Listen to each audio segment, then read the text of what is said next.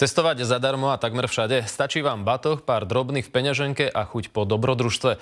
Stopovanie je populárny spôsob, ako ísť na lacnú dovolenku či napríklad do školy. Stopnúť auto môžete dokonca aj cez internet.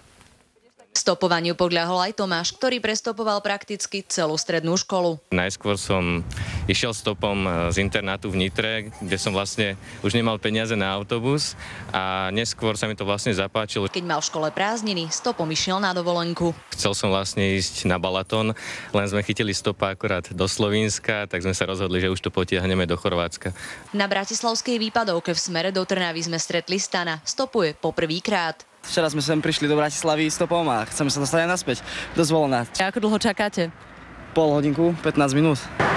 Stopovanie už dávno nie je iba o čakaní na ochotných vodičov na výpadovkách. Auto si môžete stopnúť aj cez internet.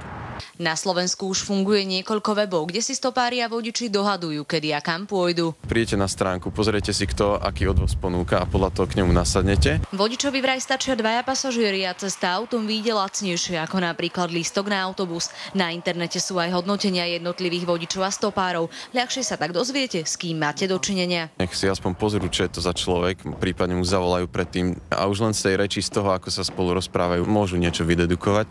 Internetoví stopári cestujú po celej Európe. Najviac zahraničných ponúk býva na cesty do Holandska či Belgicka. Zuzana Tyňová, televízia.